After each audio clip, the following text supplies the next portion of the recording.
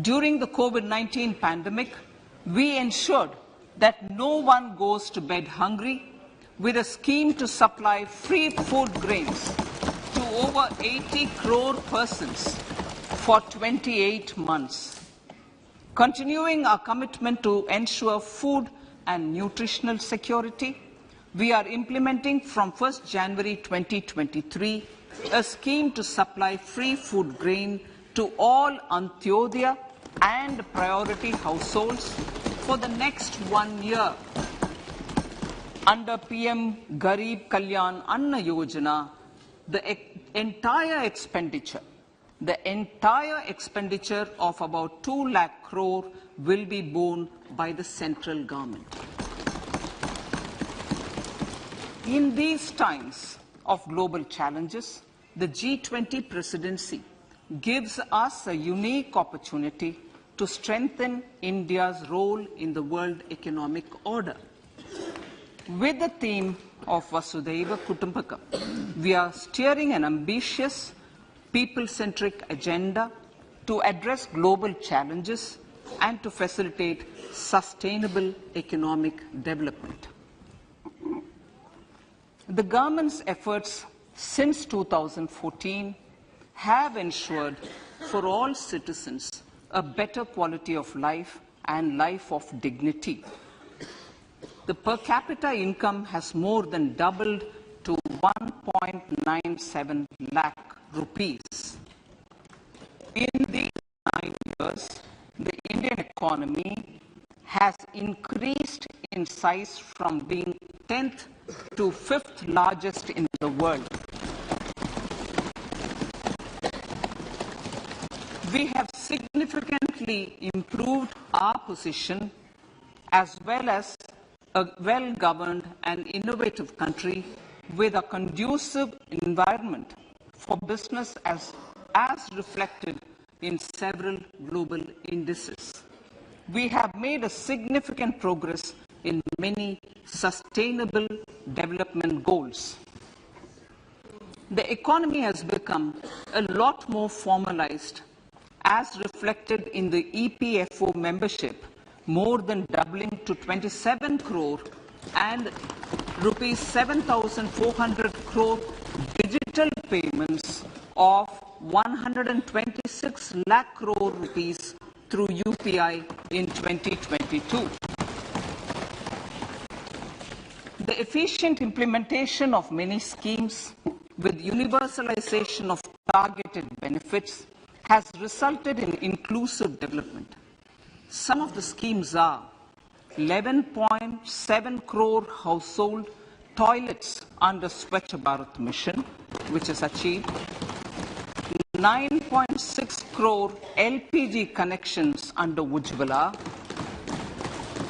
220 crore COVID vaccination of 102 crore persons, 47.8 crore PM Jan Dhan bank accounts, insurance cover for 44.6 crore persons under PM Suraksha Bima and PM Jeevan Jyoti Yojana, and cash transfer of 2.2 lakh crores of rupees to 11.4 crore to over 11.4 crore farmers under PM Kisan Samman Nidhi. Our vision for the Amrit Kal includes technology-driven and knowledge-based economy with strong public finances and a robust financial sector. To achieve this, Jan Bhagidari through Sabka Saath, Sabka Prayas is essential. The economic agenda for achieving this vision focuses on 3 things.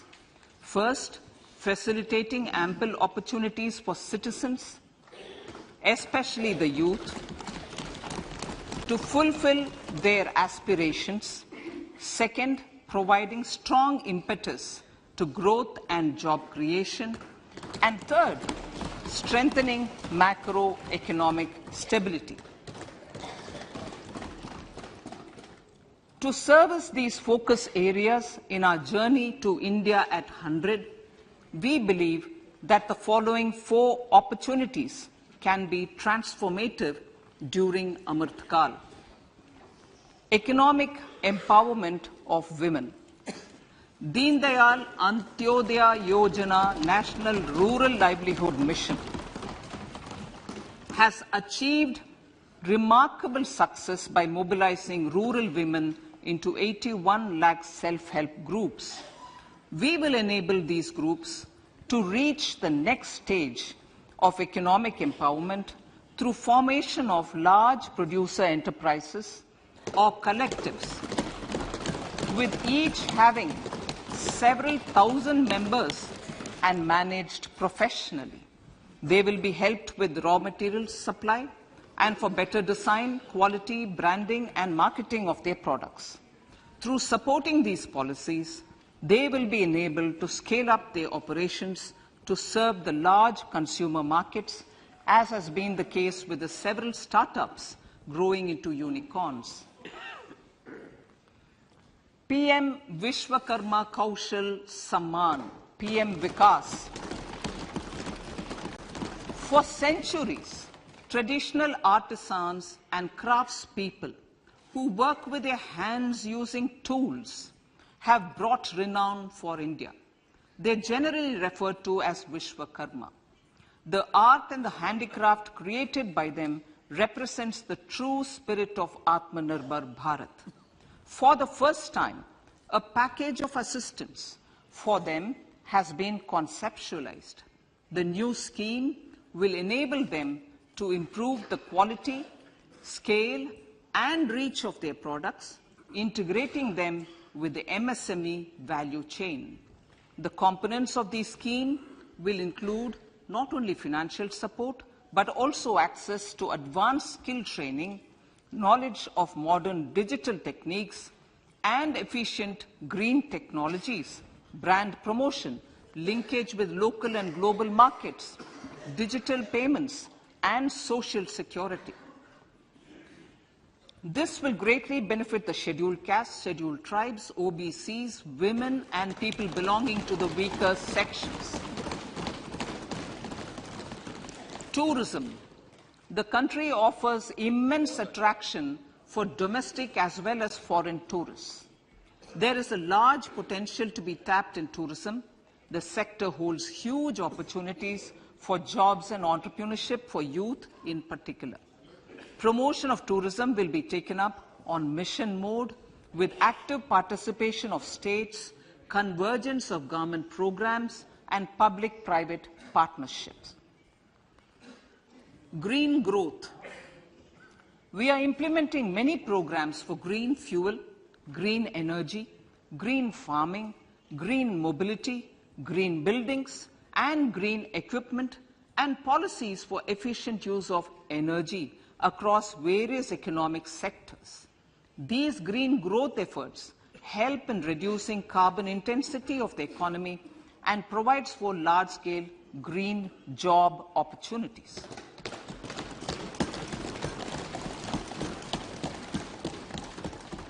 Priorities of this budget. The budget adopts the following 7 priorities. They complement each other and act as the Saptarishi guiding us through the Amrit Kal. Inclusive development, reaching the last mile, infrastructure and investment, unleashing the potential, green growth, youth power, and financial sector. I now speak on the priority number 1, inclusive development. The government's philosophy of Sabka Saath, Sabka Vikas has facilitated inclusive development covering in specific farmers, women, youth, OBCs, scheduled castes, scheduled tribes, Divyangjan, and economically weaker sections, and overall priority for the underprivileged, Vanchiton ko Variyata. There has also been a sustained focus on Jammu Kashmir, Ladakh, and the Northeast. This budget builds on those efforts. Digital public infrastructure for agriculture. Digital public infrastructure for agriculture will be built as an open source, open standard, and interoperable public good. This will enable inclusive farmer-centric solutions through relevant information services for crop planning and health, improved access to farm inputs, credit and insurance, help for crop estimation, market intelligence, and support for growth of agri-tech industry and startups.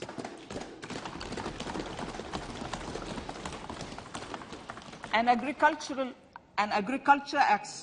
accelerator fund. An agriculture accelerator fund will be set up to encourage agri-startups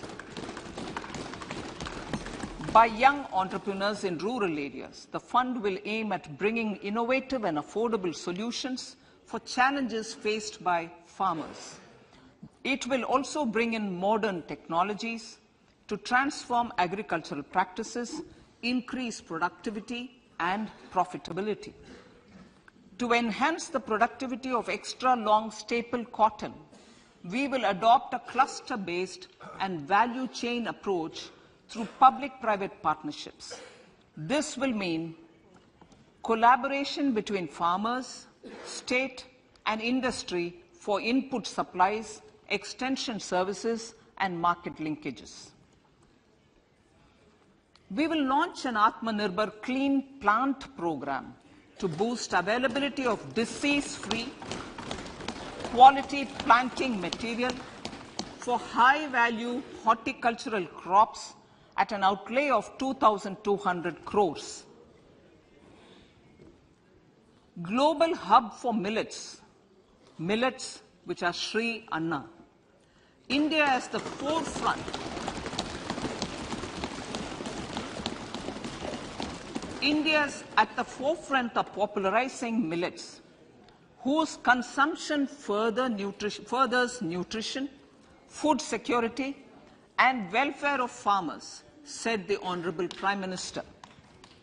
We are the largest producer and second largest exporter of Sri Anna in the world. We grow several types of Sri Anna, such as Sri Anna Jowar, Sri Anna Ragi, Sri Anna Bajra, Sri Anna Kutu, Ramdana, Kangni, Kutni, Kutki, Kodo, China, and Sama. These have a number of health benefits and have been an integral part of our food for centuries. I acknowledge with pride the huge service done by small farmers in contributing to the health of fellow citizens by growing these Sri Anna. Now, to make India a global hub for Sri Anna, the Indian Institute of Millet Research, ideally Indian Institute of the Sri Anna Research, Hyderabad, will be supported as the center of excellence for sharing best practices, research and technologies at the international level. The agricultural credit target will be increased to 20 lakh crores with focus on animal husbandry, dairy and fisheries. We will launch a new sub-scheme of PM Matsya Sampada Yojana, which is an existing scheme, but we'll launch a new sub-scheme with targeted investment of 6,000 crores to further enable activities of fishermen, fish vendors, and micro and small entrepreneurs, improve value chain efficiencies, and expand the market. For farmers, especially small and marginal farmers, and other marginalized sections, the government is promoting cooperative-based economic development model. A new Ministry of Cooperation was formed with a mandate to realize the vision of Sahkar Se Samriddhi. To realize this vision, The government has already initiated computerization of 63,000 primary agricultural credit societies with an investment of 2,560 crores, 2,516 crores. In consultation with all the stakeholders and the states, model bylaws for PACS were formulated, enabling them to become multi-purpose PACS. A national cooperative database is being prepared for countrywide mapping of cooperative societies. With this backdrop, we will implement a plan to set up massive decentralized storage capacity.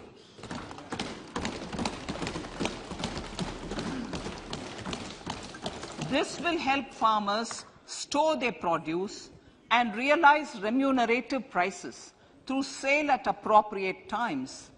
The government will also facilitate setting up of a large number of multi-purpose cooperative societies, primary fisheries societies, and dairy cooperative societies in uncovered panchayat and villages in the next 5 years.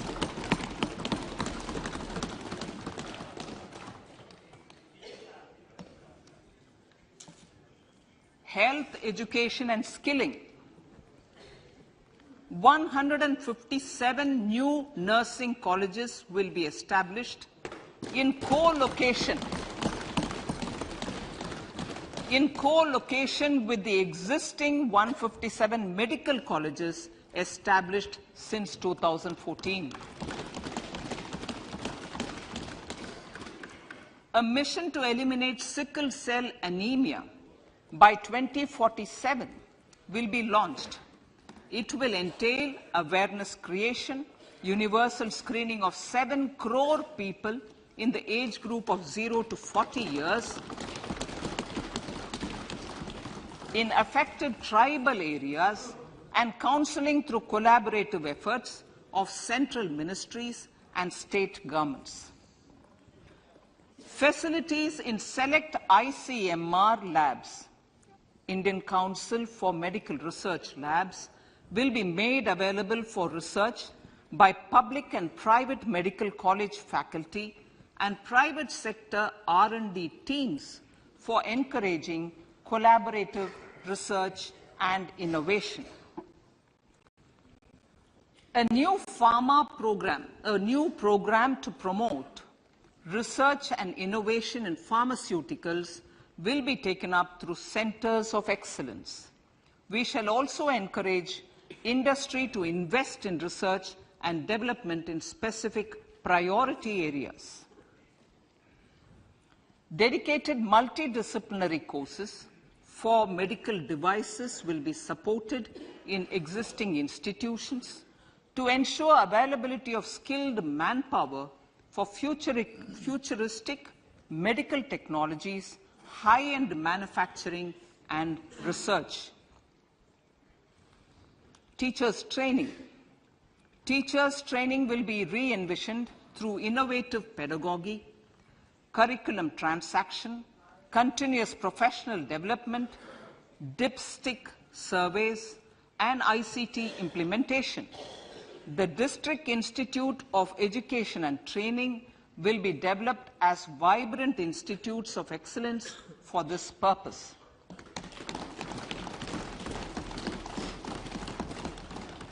National Digital Library for Children and Adolescents.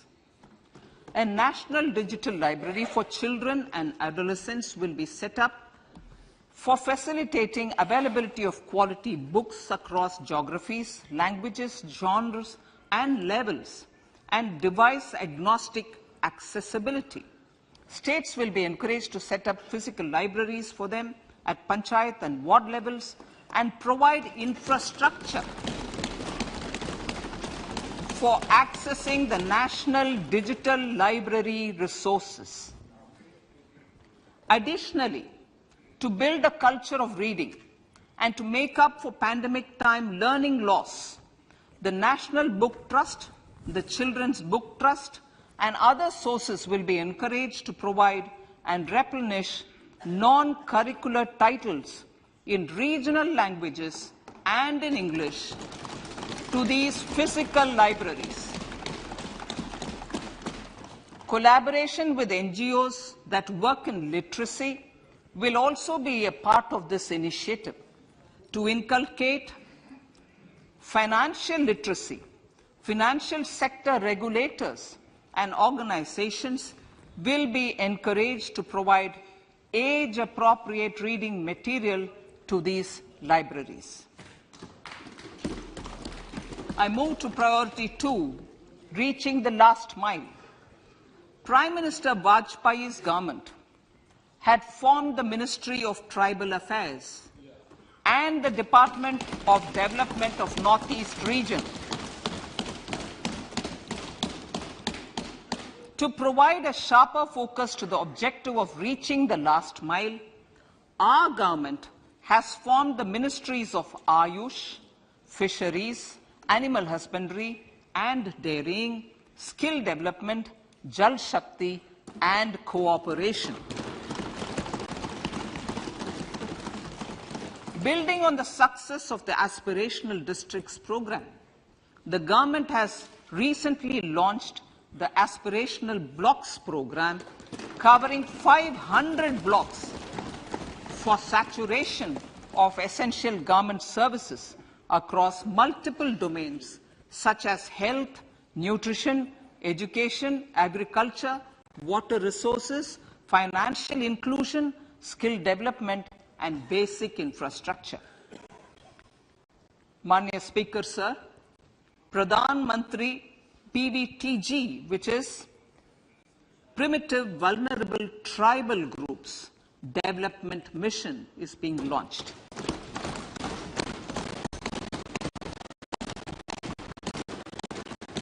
To improve socio-economic conditions of the particularly vulnerable tribal groups, the PVTGs as we refer them to, Pradhan Mantri PVTG Development Mission will be launched. This will saturate PVTG families and habitations with basic facilities such as safe housing, clean drinking water and sanitation, improved access to education, health, nutrition, road and telecom connectivity, and sustainable livelihood opportunities. An amount of 15,000 crores will be made available to implement the mission in the next 3 years under the Development Action Plan for the Scheduled Tribes. Ekalavya Model Residential Schools. In the next 3 years, Center will recruit 38,800 teachers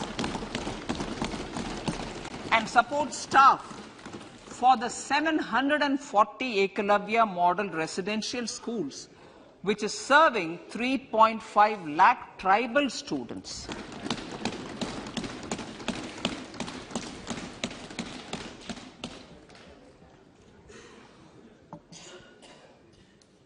In the drought-prone central regions of Karnataka, central assistance of 5,300 crore will be given to Upper Bhadra project to provide sustainable micro irrigation and filling up of surface tanks for drinking water. PM Awas Yojana. The outlay for PM Awas Yojana is being enhanced by 66% to over 79,000 crores. Bharat Shared Repository of Inscriptions will be set up in a digital epigraphy museum with digitization of 1 lakh ancient inscriptions in the first stage. Support for poor prisoners. For poor persons who are in prisons and unable to afford the penalty or the bail amount, required financial support will be provided.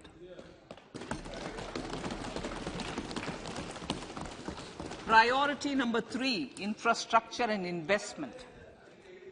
Investments in infrastructure and productive capacity have a large multiplier impact on growth and employment. After the subdued period of the pandemic, private investments are growing again. The budget takes the lead once again to ramp up the virtuous cycle of investment and job creation. Honourable Speaker, sir, the capital investment outlay is being increased steeply for the third year in a row by 33% to 10 lakh crores, which would be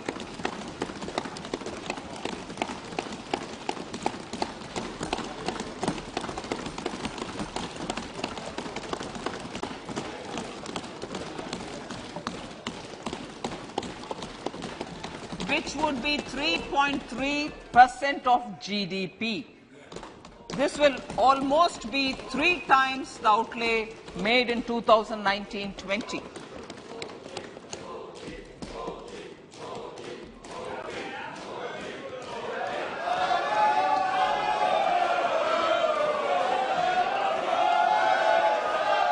This substantial increase in recent years is central to the government's efforts to enhance growth potential and job creation, crowd in private investments, and provide a cushion against global headwinds.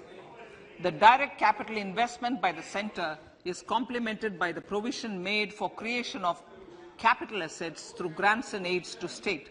The effective capital expenditure of the centre is budgeted at 13.7 lakh crore rupees, which will be 4.5% of GDP. Support to state governments for capital investment. I have decided to continue the 50-year interest-free loan to state governments for 1 more year to spur investment in infrastructure and to incentivize them for complementary policy actions with a significantly enhanced outlay of 1.3 lakh crores. The newly established Infrastructure Finance Secretariat will assist all stakeholders for more private investment in infrastructure, including railways, roads, urban infrastructure and power, which are predominantly depend on public resources. The harmonized master list of infrastructure will be reviewed by an expert committee for recommending the classification and financing framework suitable for Amrit Kal. A capital outlay, I'm talking about railways now, sir, Honourable Speaker, railways. A capital outlay of 2.40 lakh crores has been provided for the railways. This is the highest ever outlay this highest ever outlay is about 9 times the outlay made in 2013-14. 100 critical transport infrastructure projects for last and first mile connectivity for ports, coal, steel, fertilizer and food grain sectors have been identified. They will be taken up on priority with investment of 75,000 crores, including 15,000 crore from private sources. 50 additional airports, heliports, water aerodromes and advanced landing grounds will be revived for improving regional air connectivity.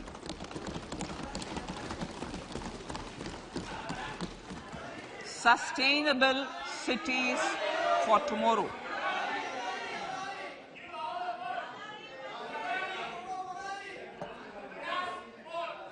States and cities will be encouraged to undertake urban planning reforms and actions to transform our cities into sustainable cities of tomorrow. This means efficient use of land resources, adequate resources for urban infrastructure, transit-oriented development, enhanced availability and affordability of urban land and opportunities for all. Through property tax governance reforms and ring-fencing user charges on urban infrastructure, Cities will be incentivized to improve their creditworthiness for municipal bonds. Like the RIDF, an Urban Infrastructure Development Fund will be established through use of priority sector lending shortfall. This will be managed by the National Housing Bank and will be used by public agencies to create urban infrastructure in Tier 2 and Tier 3 cities. States will be encouraged to leverage resources from the grants of the 15th Finance Commission as well as existing schemes to adopt appropriate user charges while accessing the UIDF.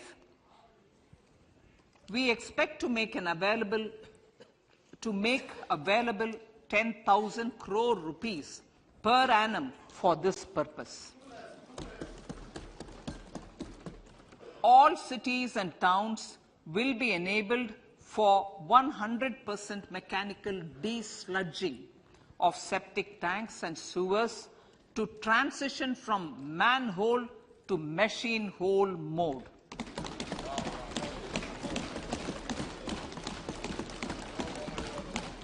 Enhanced focus will be provided for scientific management of dry and wet waste. Honorable Speaker, sir, our Prime Minister had said, good governance is the key to a nation's progress. Our government is committed to providing a transparent and accountable administration which works for the betterment and welfare of common citizens. Mission Karma Yogi. Under Mission Karma Yogi, centre, states and the union territories are making and implementing capacity building plans for civil servants. The government has also launched an integrated online training platform, I Got Karma Yogi, to provide continuous learning opportunities for lakhs of government employees to upgrade their skills and facilitate people-centric approach. Sir, for enhancing ease of doing business, more than 39,000 compliances have been reduced and more than 3,400 legal provisions have been decriminalized.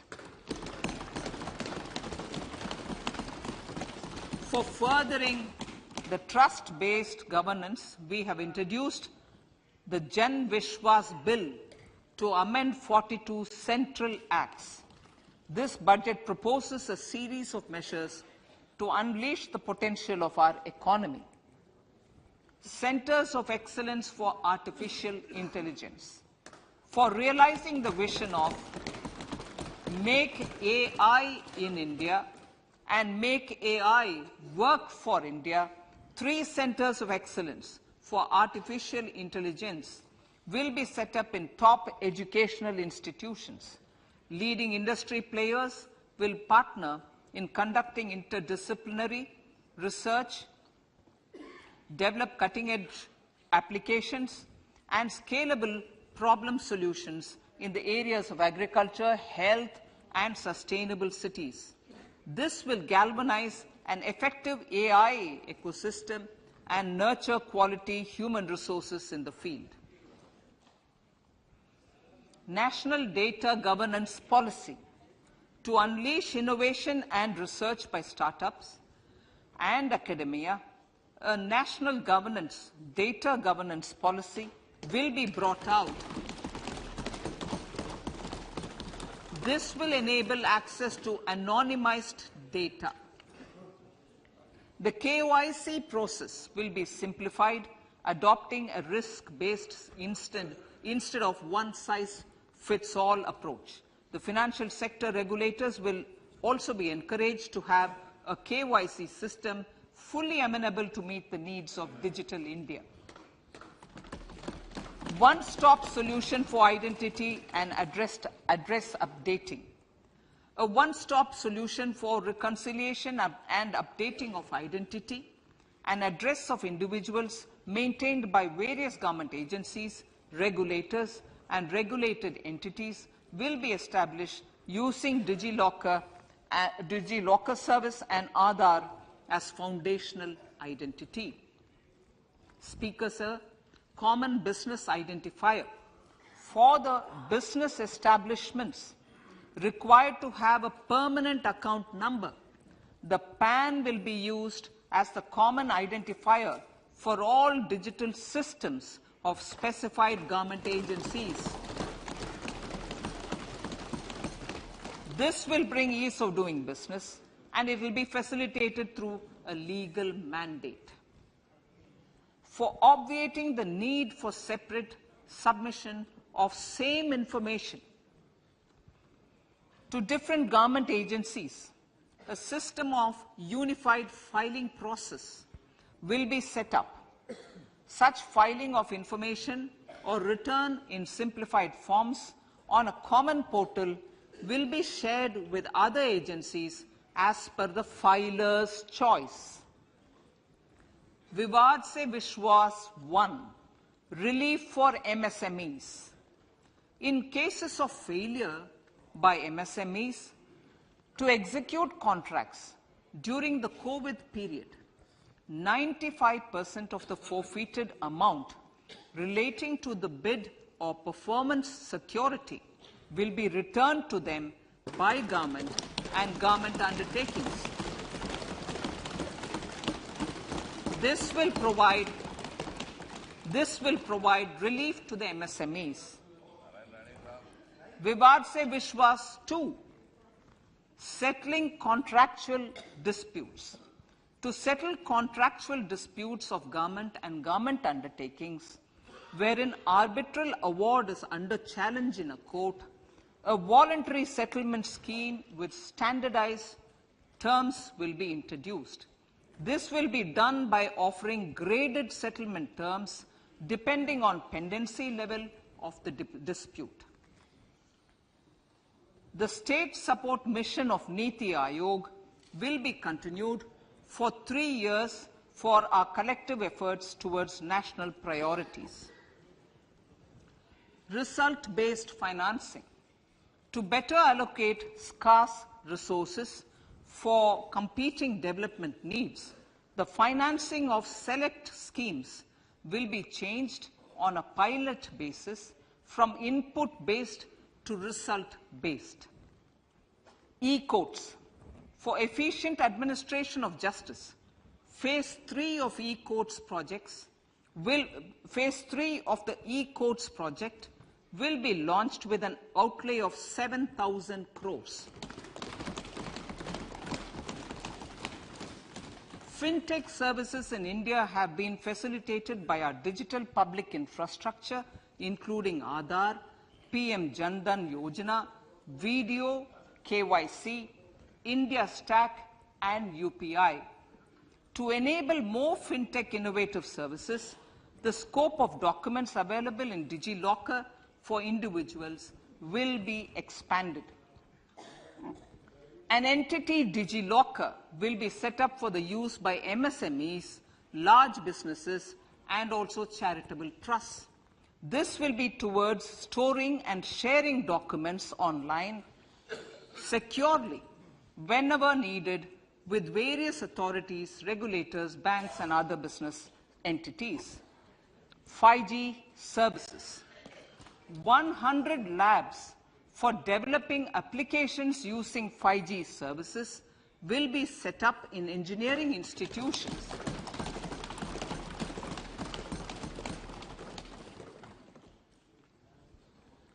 To realize a new range of opportunities, business models, and employment potential, the labs will cover, among others, applications such as smart classrooms, precision farming, intelligent transport systems, and healthcare applications. Lab-grown diamonds. Lab-grown diamonds is a technology and innovation-driven emerging sector with high employment potential. These environment-friendly diamonds, which have optically and chemically the same properties as natural diamonds, to encourage indigenous production of LGD, lab-grown diamond seeds and machines, and to reduce import dependency, a research and development grant will be provided to one of the IITs for 5 years. To reduce the cost of production, a proposal to review the custom duty on LGD seeds will be indicated in Part B of the speech. I come to the fifth priority, Honourable Speaker, sir, green growth. Honourable Prime Minister has given a vision for life or lifestyle for environment to spur a movement of environmentally conscious lifestyle. India is moving forward firmly for the Panchamrit, the net zero carbon emission by 2070 to usher in green industrial and economic transition. This budget builds on our focus on green growth. The recently launched National Green Hydrogen Mission, with an outlay of 19,700 crores, will facilitate transition of the economy to low carbon intensity, reduce dependence on fossil fuel imports, and make the country assume technology and market leadership in this sunrise sector. Our target is to reach an annual production of 5 MMT by 2030. Energy transition. This budget provides for 35,000 crores for priority capital investment towards energy transition and net zero objectives and energy security by Ministry of Petroleum and Natural Gas. To steer the economy on sustainable development path, battery energy storage systems with capacity of 4,000 MWH will be supported with viability gap funding. A detailed framework for pumped storage projects will also be formulated. Renewable energy evacuation. The interstate transmission system for evacuation and grid integration of 13 gigawatt renewable energy from Ladakh will be constructed with investment of 20,700 crore, including central support of 8,300 crores. Green credit program. For encouraging behavioral change, a green credit program will be notified under the Environment Protection Act. This will incentivize environmentally sustainable and responsive actions by companies, individuals, and local bodies, and help mobilize additional resources for such activities. PM Program for Restoration, Awareness, Nourishment, and Amelioration of Mother Earth, PM Pranam, will be launched to incentivize states and union territories to promote alternative fertilizers and balanced use of chemical fertilizers. GoBardhan scheme. 500 new waste-to-wealth plants under GoBardhan, galvanizing organic bio-agro resources done. GoBardhan scheme will be established for promoting circular economy. These will include 200 compressed biogas plants, including 75 plants in urban areas, and 300 community or cluster-based plants at a total investment of 10,000 crores. I will refer to this in Part B also. In due course, a 5% CBG mandate will be introduced for all organizations marketing natural and biogas. For collection of biomass and distribution of biomanure, appropriate fiscal support will also be provided. Bharatiya Prakritik Kheti Bio Input Resource Centers. Over the next 3 years, we will facilitate 1 crore farmers to adopt natural farming. For this, Honourable Speaker, 10,000 bio-input resource centres will be set up, creating a national-level distributed micro-fertilizer and pesticide manufacturing network. Mishti.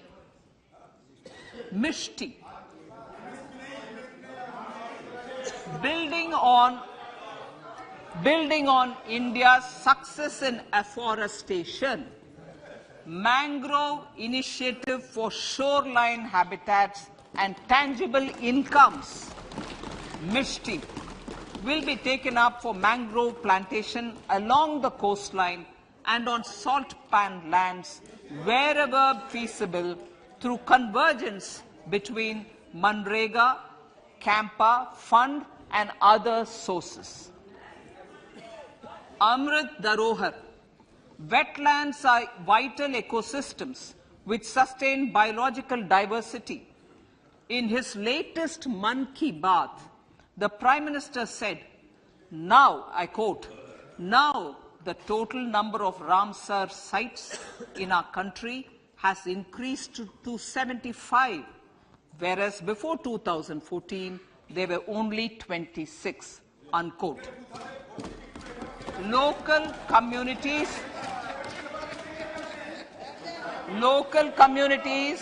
have always been at the forefront of conservation efforts.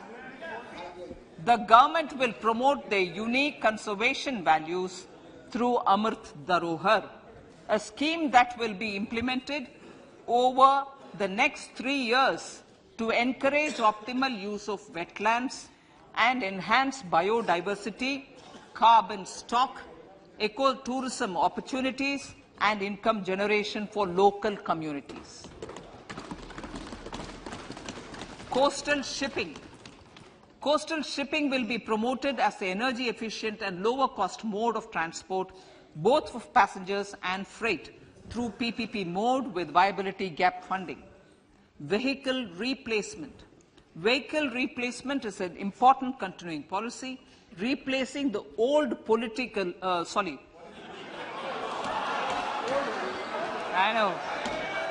replacing, absolutely, thank you. Replacing old polluting vehicles. May be applicable, right? Replacing old polluting vehicles is an important part of greening our economy. In furtherance of the vehicle scrapping policy mentioned in Budget 21-22, I have allocated adequate funds to scrap old vehicles of the central government. States will also be supported in replacing old vehicles and old state ambulances. Honourable Speaker, sir, I move to priority 6, youth power.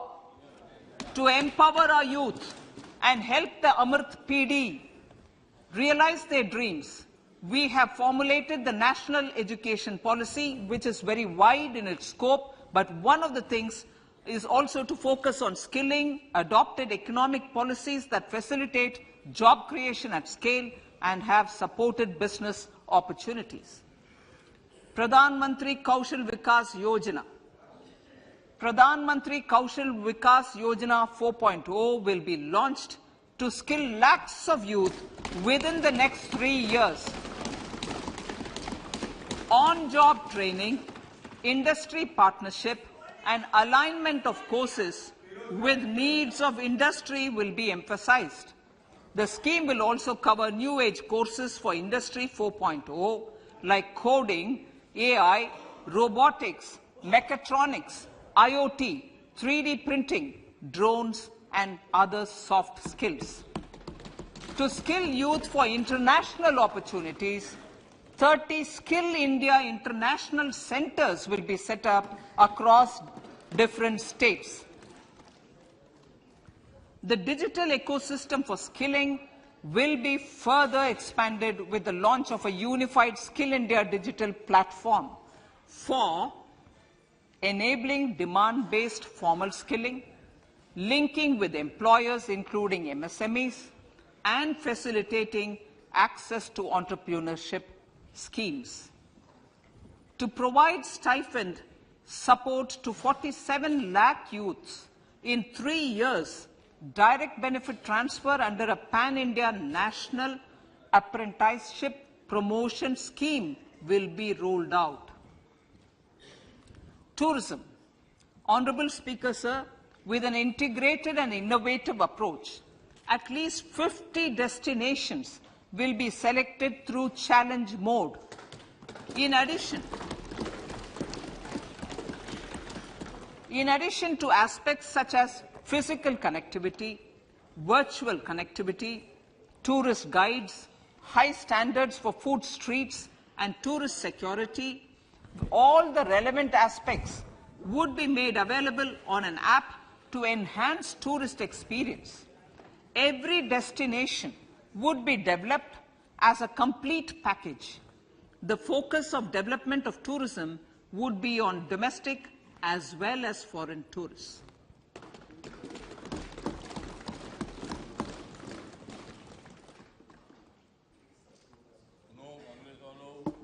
Sector-specific skilling and entrepreneurship development will be dovetailed to achieve the objectives of Dekho Apna Desh initiative. This was launched as an appeal by the Honorable Prime Minister to the middle class to prefer domestic tourism over international tourism. The integrated development of theme-based tourist circuits, the Swadesh Darshan scheme, was also launched. Under the Vibrant Villages program, tourism infrastructure and amenities will be facilitated in border villages. Unity Mall. States will be encouraged to set up a Unity Mall in their state capital or most prominent tourism center or the financial capital for promotion and sale of their one district, one product and GI products and other handicraft products, and for providing space for such products of all other states as well.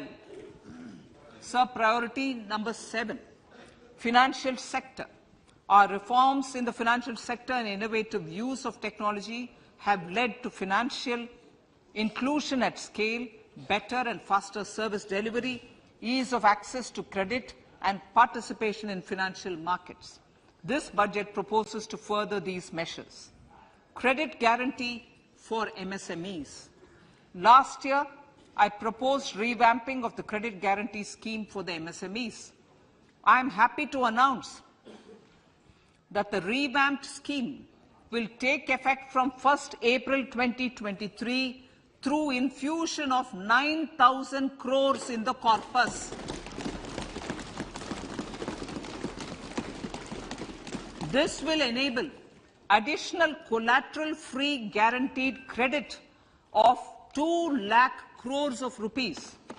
Further, the cost of credit will be reduced by about 1%. A national financial information registry will be set up to serve as the central repository of financial and ancillary information. This will facilitate efficient flow of credit, promote financial inclusion, and foster financial stability.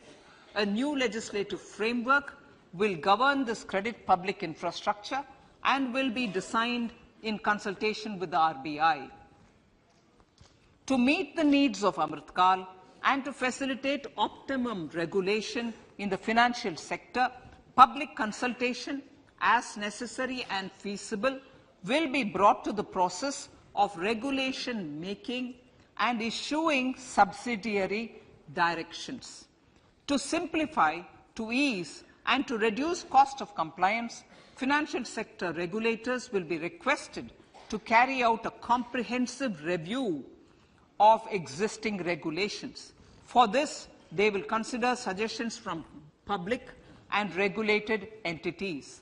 Time limits to decide the application under various regulations will also be laid down. Honorable Speaker, sir, to enhance business activities in GIFT IFSC, the following measures will be taken. Delegating powers under the SEZ Act to the IFSCA to avoid dual regulation. Setting up a single window IT system for registration and approval of IFSCA, SEZ authorities, GSTN, RBI, SEBI, and IRDAI. Permitting acquisition financing by IFSC banking units of foreign banks. Establishing a subsidiary of Exim Bank for trade refinancing. Amending IFSCA Act for statutory provisions for arbitration, ancillary services, and avoiding dual regulation under the SEZ Act, and recognizing offshore derivative instruments as valid contracts. Honorable Speaker, sir, data embassy. For countries looking for digital continuity solutions, we will facilitate setting up of their data embassies in GIFT IFSC.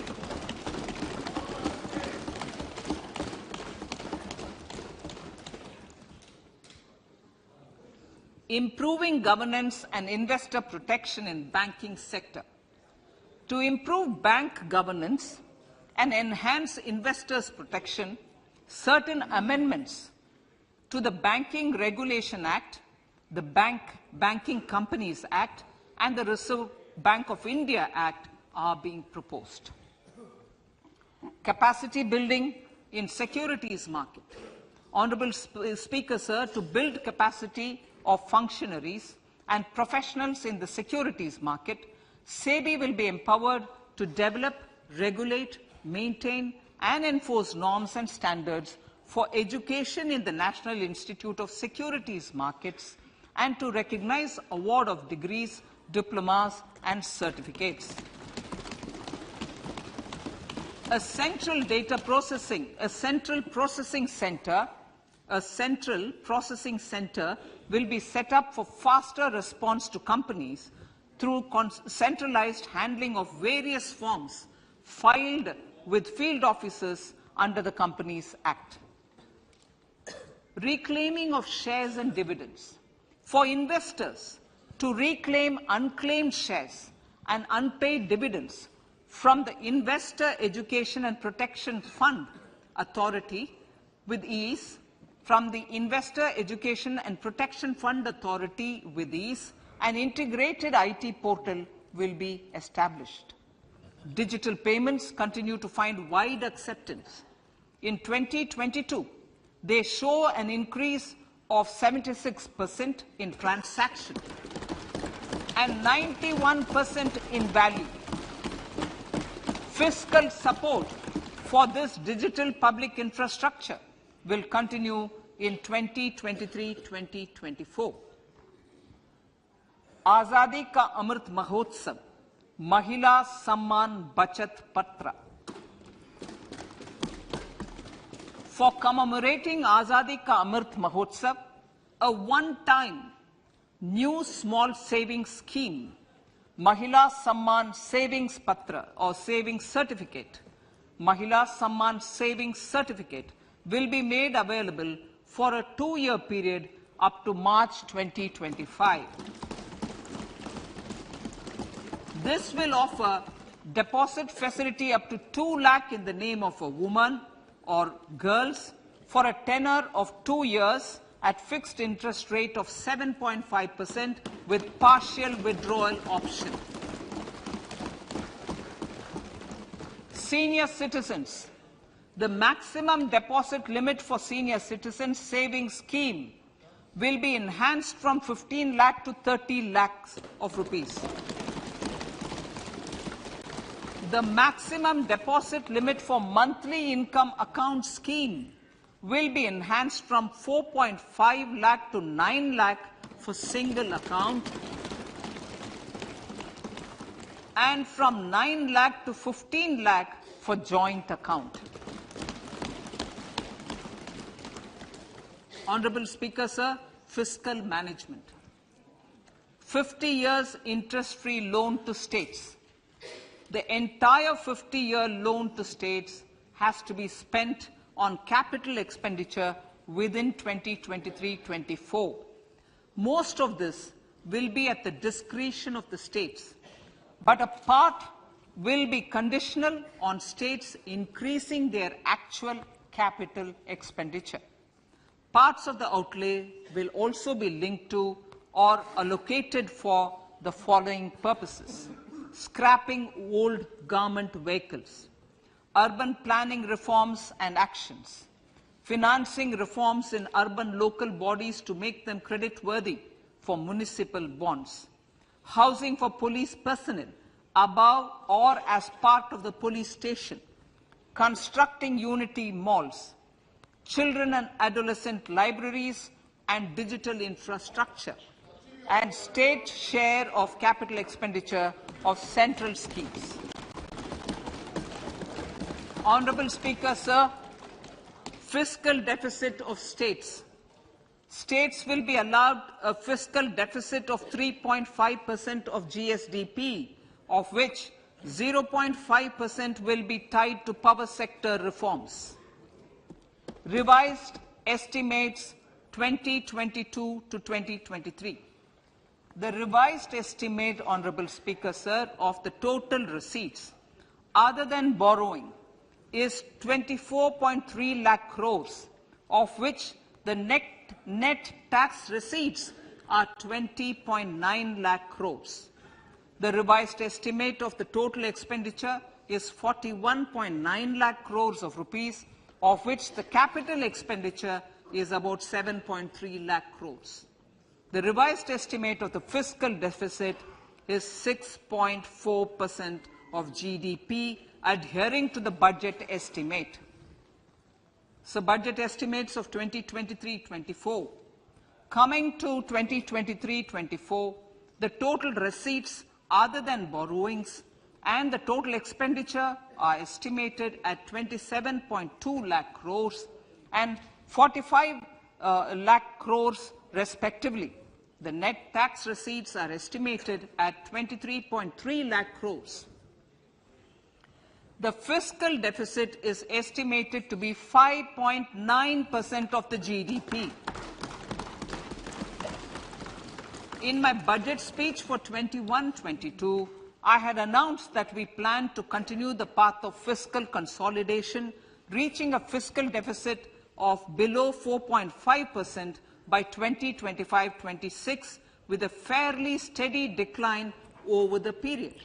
We have adhered to this path, and I reiterate my intention to bring the fiscal deficit below 4.5% of GDP by 2025-26.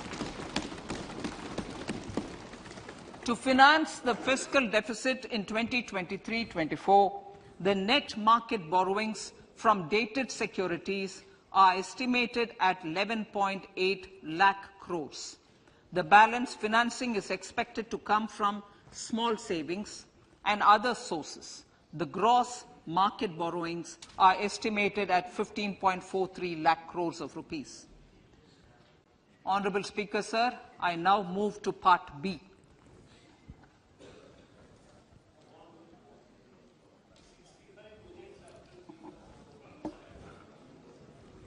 Indirect taxes. My indirect tax proposals will aim to promote exports, boost domestic manufacturing, enhance domestic value addition, encourage green energy and mobility. A simplified tax structure with fewer tax rates helps in reducing compliance burden and improving tax administration. I propose to reduce the number of basic customs duty rates on goods other than textiles and agriculture from 21 to 13. As a result, there are minor changes in the basic custom duties, cesses and surcharges on some items including toys, bicycle, automobiles and naphtha. Green mobility. To avoid cascading of taxes on blended compressed natural gas, I propose to exempt excise duty on GST paid compressed biogas contained in it. To further provide impetus to green mobility, customs duty exemptions is being extended to import of capital goods and machinery required for manufacture of lithium-ion cells for batteries used in electrical vehicles as well. Electronics.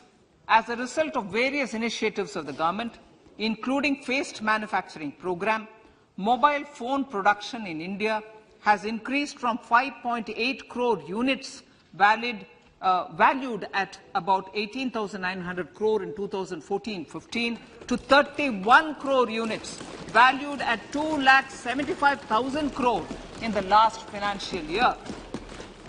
To further deepen domestic value addition in manufacturing of mobile phones, I propose to provide relief to customs duty.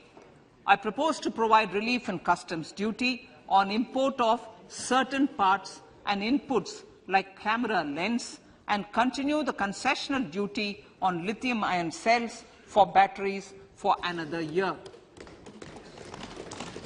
Similarly, to promote value addition in manufacture of televisions, I propose to reduce the basic customs duty on parts of open cells of TV panels to 2.5%.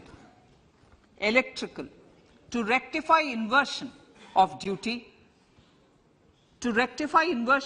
structure and encourage manufacturing of electric kitchen chimneys, the basic custom duty on electric kitchen chimney is being increased from 7.5% to 15%, and that on heat coils for these is proposed to be reduced from 20% to 15%. Chemicals and petrochemicals. Denatured ethyl alcohol is used in chemical industry. I propose to exempt basic customs duty on it. This will also support the ethanol blending program and facilitate an endeavor for energy transition. Basic customs duty is also being reduced on acid-grade fluorospar from 5% to 2.5% to make the domestic fluorochemicals industry competitive.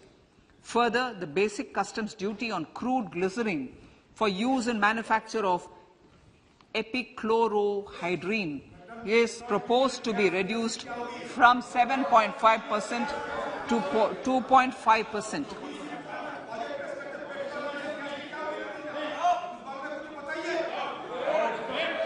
Marine products. In the last financial year, marine products recorded the highest export growth, benefiting farmers in the coastal states of the country. To further enhance the export competitiveness of marine products, particularly shrimps, duty is being reduced on key inputs for domestic manufacture of shrimp feed. India is a global leader, as I said in Part A, in cutting and polishing of natural diamonds, contributing about 3/4 of the global turnover by value. With the depletion of deposits of natural diamonds, the industry is moving towards lab-grown diamonds, and it holds huge promise. To seize this opportunity, I propose to reduce the basic customs duty on seeds used in their manufacture. Customs duties on dore or doré and bars of gold and platinum were increased earlier this fiscal. I propose to increase the duties on articles made therefrom to enhance the duty differential. I also propose to increase the import duty on silver doors, bars and articles to align them with that on gold and platinum. To facilitate availability of raw materials for the steel sector, exemptions from basic custom duty on raw materials for manufacture of CRGO steel, ferrous scrap and nickel cathode is being continued. Similarly, the concessional BCD of 2.5% on copper scrap is also being continued to ensure the availability of raw materials for secondary copper producers who are mainly in the MSME sectors. Compounded rubber. The basic custom duty rate on compounded rubber is being increased from 10% to 25% or 30 kg, whichever is lower, at par with that of natural rubber other than latex, to curb circumvention of duty. Cigarettes. National Calamity Contingent Duty on specified cigarettes was last revised 3 years ago. This is proposed to be revised upwards by about 16%. Direct taxes. I now come to my direct tax proposals. Honourable Speaker, these proposals aim to maintain continuity and stability of taxation, further simplify and rationalise various provisions to reduce the compliance burden, promote the entrepreneurial spirit, and provide tax relief to citizens. It has been constant endeavour of the Income Tax Department to improve taxpayers' services by making compliance easy and smooth. Our taxpayers' portal received a maximum of 72 lakh returns in a day, processed more than 6.5 crore returns this year. Average processing period reduced from 93 days in financial year 13-14 to 16 days only now. And 45% of the returns were processed within 24 hours. We intend to further improve this, roll out the next generation common IT return form for taxpayer convenience, and also plan to strengthen the grievance redressal mechanism. MSMEs and professionals. MSMEs are growth engines of our economy. Micro enterprises with turnover up to 2 crore of rupees and certain professionals with turnover of up to 50 lakh rupees can avail the benefit of presumptive taxation. I propose to provide enhanced limits of 3 crore and 75 lakh respectively to the taxpayers whose cash receipts are no more than 5%. Whose cash receipts are no more than 5%. Moreover, to support MSMEs in timely receipt of payments, I propose to allow deduction for expenditure incurred on payments made to them only when payment is actually made. Cooperation. Cooperation is a value to be cherished.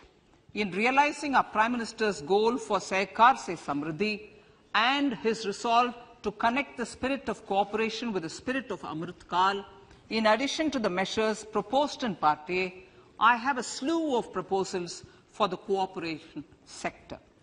First, new cooperatives that commence manufacturing activities till 2024, 31st March, shall get the benefit of a lower tax rate of 15%, as is presently available to new manufacturing companies. Secondly, I propose to provide an opportunity to sugar cooperatives to claim payments made to sugarcane farmers for the period prior to the assessment year 2016-17 as expenditure. This is expected to provide them a relief of almost 10,000 crores. Thirdly, I am providing a higher limit of 2 lakh per member for cash deposits to loans in cash by primary agricultural cooperative societies and primary cooperative agriculture and rural development banks. I repeat that. Thirdly, I am providing a higher limit of 2 lakh per member for cash deposits to and loans in cash by primary agricultural cooperative societies and primary cooperative agricultural and rural development banks. Similarly, a higher limit of 3 crore for TDS on cash withdrawal is being provided to cooperative societies. Startups.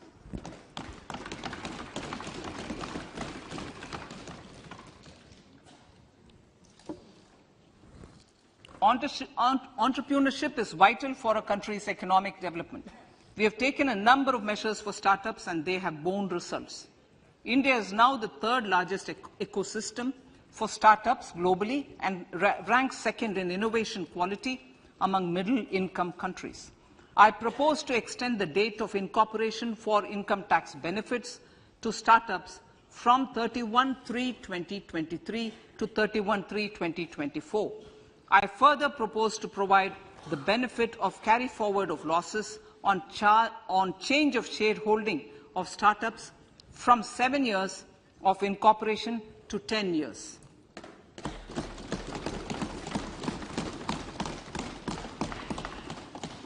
To reduce the pendency of appeals at commissioner level, I propose to deploy about 100 joint commissioners for disposal of small appeals. We shall also be more selective in taking up cases for scrutiny of returns already received this year. Better targeting of tax concessions. For better targeting of tax concessions and exemptions, I propose to cap deduction from capital gains on investment in residential house under Section 54 and Section 54F to 10 crores. Another proposal with similar intent is to limit income tax exemption from proceeds of insurance policies with very high value. Rationalization. Honourable Speaker, sir, there are a number of proposals relating to rationalization and simplification. Income of authorities, boards, and commissions set up by statutes of union or state for the purpose of housing, development of cities, towns, and villages, and regulating and developing an activity or matter is proposed to be exempted from income tax. Other major measures in this direction are removing the minimum threshold of 10,000 for TDS and clarifying taxability relating to online gaming, not treating conversion of gold into electronic gold receipts and vice versa as capital gains, reducing the TDS rate from 30% to 20% on taxable portion of EPF withdrawals in non-PAN cases, and taxation on income for market-linked debentures. Other major proposals in the Finance Bill relate to the following: extension of period of tax benefits to funds relocating to IFSC, GIFT City till 31/3/2025, decriminalization under Section 276A of the Income Tax Act, allowing carry forward of losses on strategic disinvestment, including that of IDBI Bank, and providing EEE status to Agnivir Fund. Personal income tax.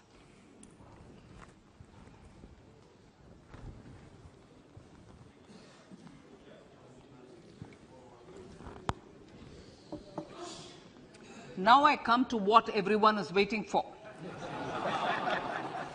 Personal income tax. I have 5 major announcements to make in this regard.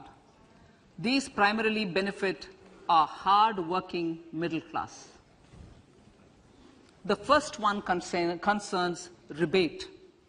Currently, those with income up to 5 lakh do not pay any income tax in both old and new regimes. I propose to increase the rebate limit to 7 lakhs in the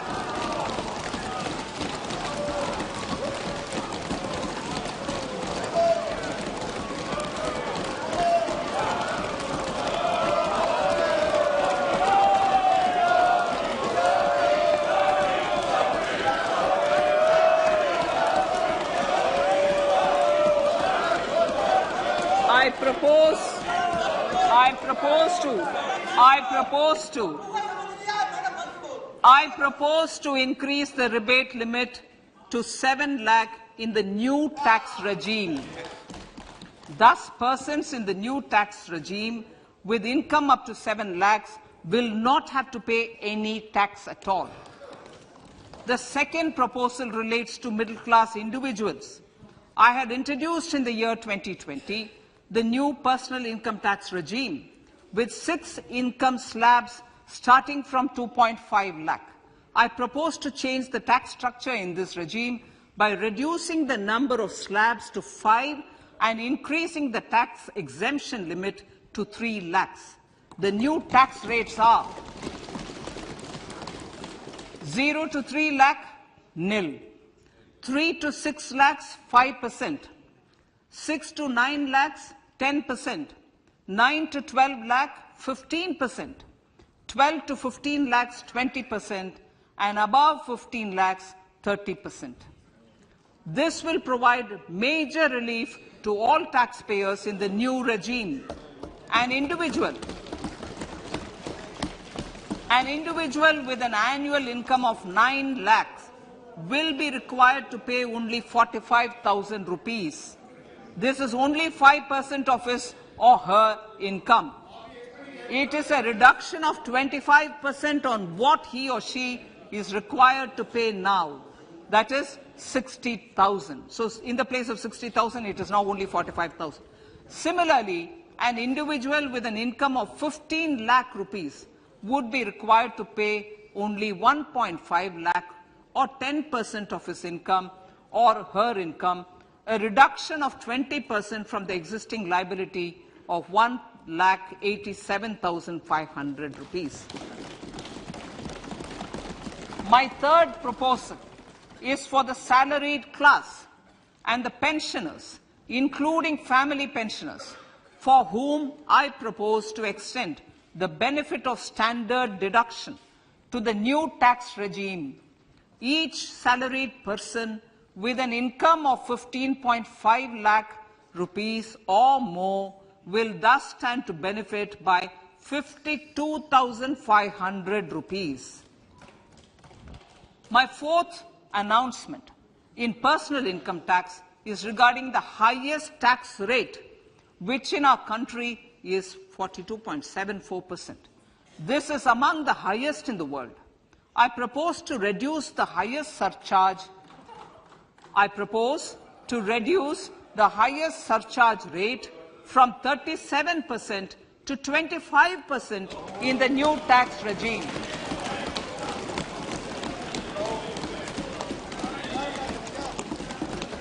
This would result in reduction of the maximum rate. This would result in the reduction of the maximum tax rate to 39%.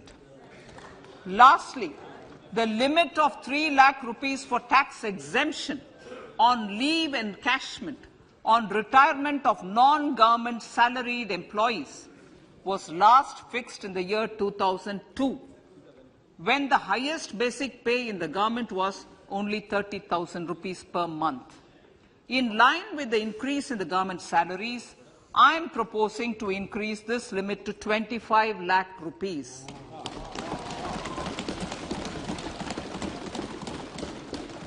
We are also making the new income tax regime as the default tax regime. However, citizens will continue to have the option to avail the benefit of the old tax regime. Apart from these, I am also making some other changes as given in the annexure. As a result of these proposals, revenue of about 38,000 crore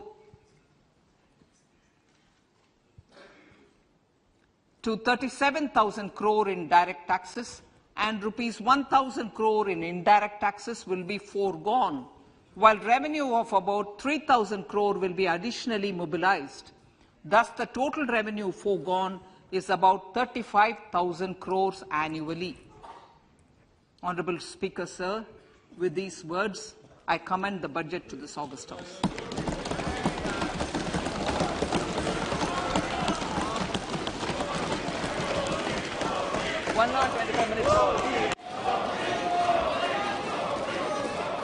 Item number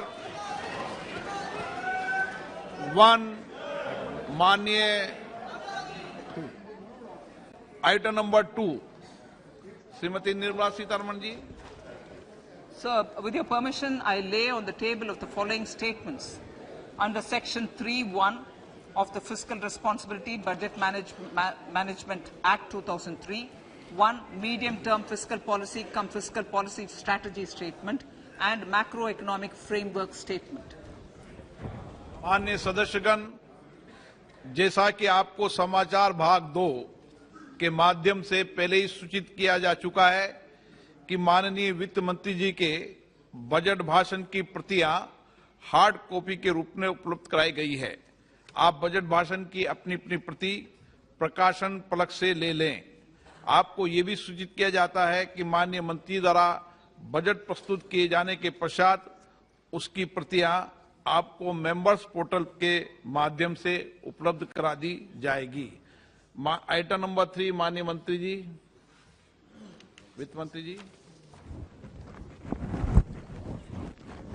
Sir, with your permission, I rise to move for leave to introduce the Finance Bill 2023. प्रश्न ये कि विधेयक को पुनर्स्थापित करने की अनुमति प्रदान की जाए। जो सदस्य इसके पक्ष में हाँ कहें, जो सदस्य विरोध में ना कहें। मेरे विचार में निर्णय हाँ वालों के पक्ष में, हाँ वालों के पक्ष में। माननीय मंत्री जी विधेयक को पुनर्स्थापित करें। Sir, I introduce the bill. सभा की कार्रवाई कल गुरुवार दिनांक 2 फरवरी 2023 को प्राप्त 11 बजे तक के लिए स्थगित की जाती है।